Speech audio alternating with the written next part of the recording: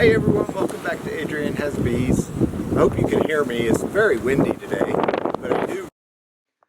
Hi everyone. So as you probably could hear, that wind was just getting ferociously strong, and the sound quality was just not good enough to put on a YouTube video. So I'll just narrate through a lot of this. What I'm talking about here is that I was going to dig into Berlin and look for the queen. I'd like to mark the queen in Berlin, but also if I felt comfortable getting into London, I wanted to check London, see how many bees were in there, and see if there was enough to actually consider doing a split so far. Because London has the genetics that I would like to use as I increase my apiary and as I start to replace some of the aging queens, which I will probably do either sometime this year or most definitely next year, because the queens that I have here are 2 years old. This is their second year, rather. So here, this is a different camera view of Berlin. I'm starting to open up Berlin as I get my veil in place and all zipped up, get the smoker, make sure that that's still lit.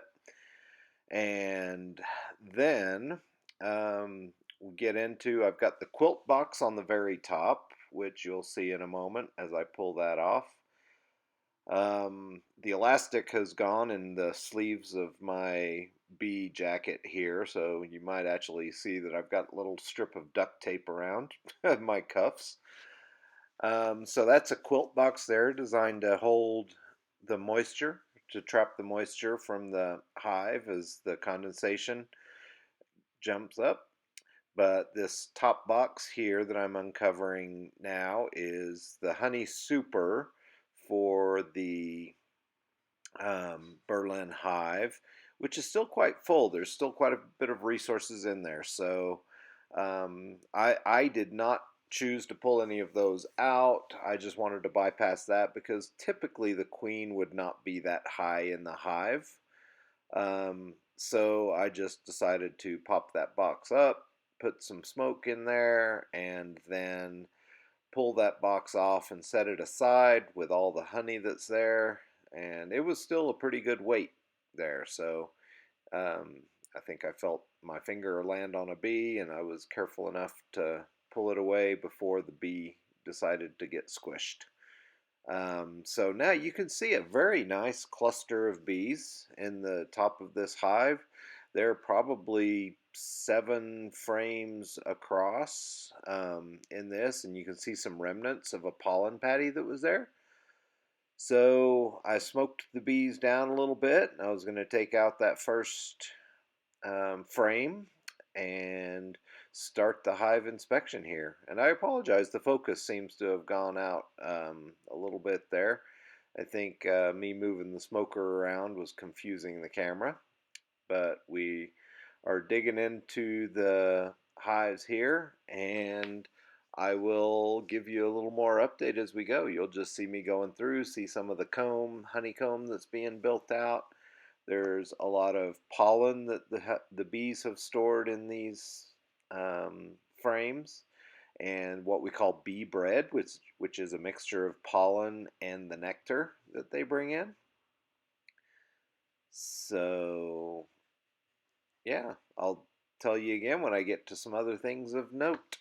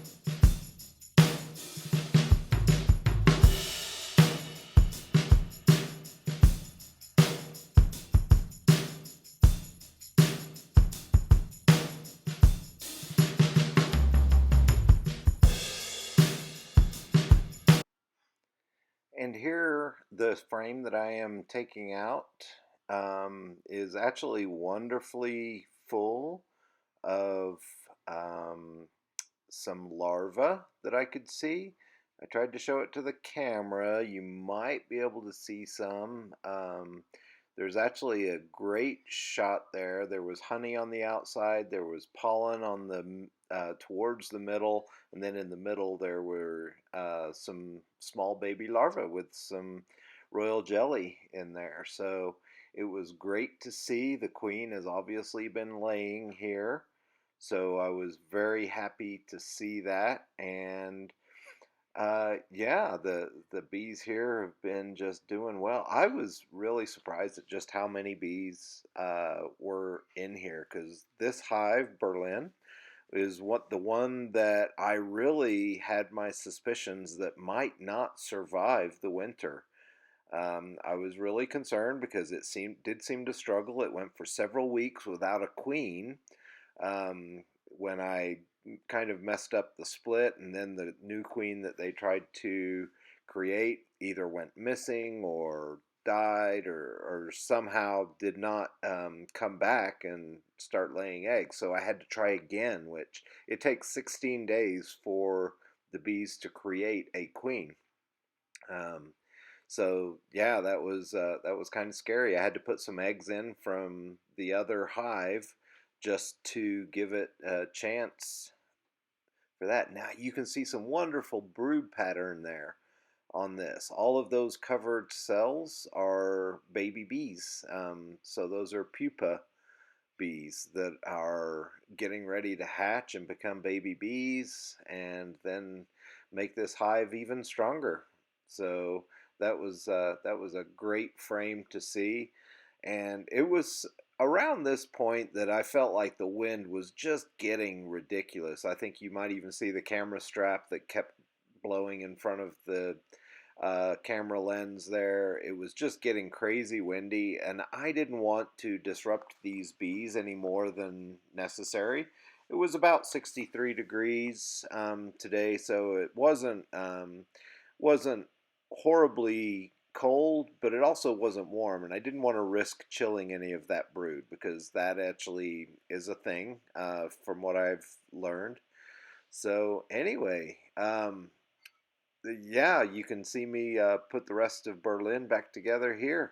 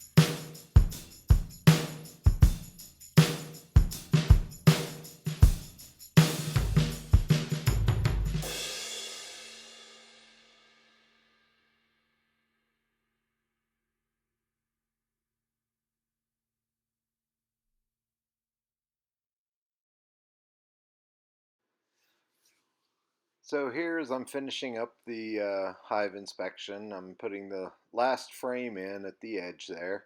Try and go really careful when I'm putting these in so that I don't accidentally hurt any bees, or at least minimize the chance of hurting any bees. You can see it kind of slides down. It's got a very sticky substance on it. Propolis. It's what the bees use to kind of fill up all the gaps in the hive and things to keep the air from penetrating into the hive, the cold air. But it's very, very sticky when the sun comes out and it starts to get warm. So I decided to put another pollen patty on this hive here. That there is some burr comb on the top of that, so I wanted to scrape that off to make it clean so I could lay the pollen patty down. So I'm smoking the bees away. That way I can scrape off that extra burr comb there and get that out of the way so it doesn't hold up the pollen patty, and the pollen patty will lay quite flat on it. Then I scrape the parchment paper that the pollen patty is set into.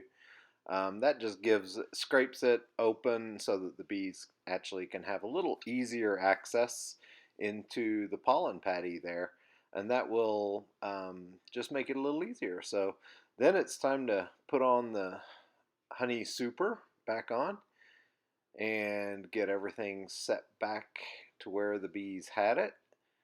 And as you can see, I think I decided this time to leave the quilt box off. I thought about it for a second there, you can see, and I decided that we were going to not put that back on. I feel like the weather's warmed up enough. We're still getting cool in the evenings, but I just don't feel like there's a need for that quilt box anymore. So I'm leaving it on London for the time being because I didn't actually go into the London hive. But Berlin, I've taken the quilt box off and just put that other inner cover on, and then the outer cover to still allow some ventilation from the slot at the front. But that's about it for this part. I moved the camera over, you can see here. And at the front entrances, I still have my entrance reducers on. This is for a couple of reasons.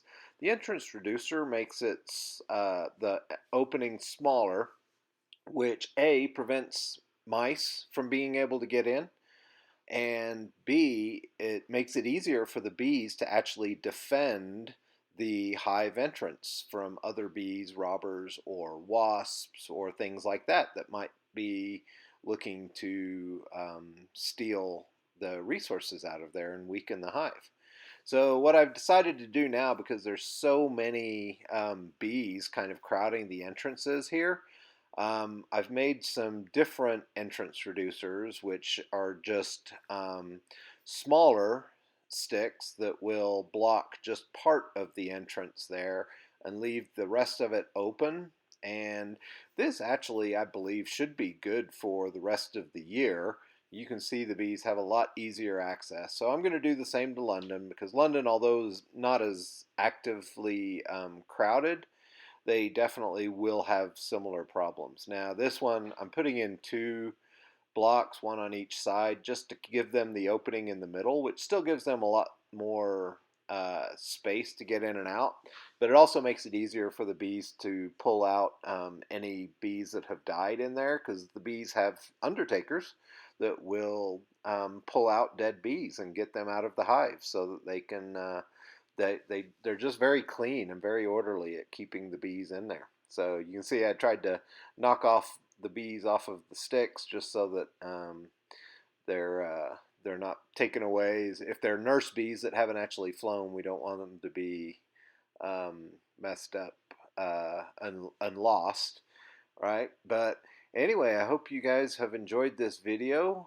and hopefully soon we will do a split with London, and I can't wait to share the rest of this experience with everyone.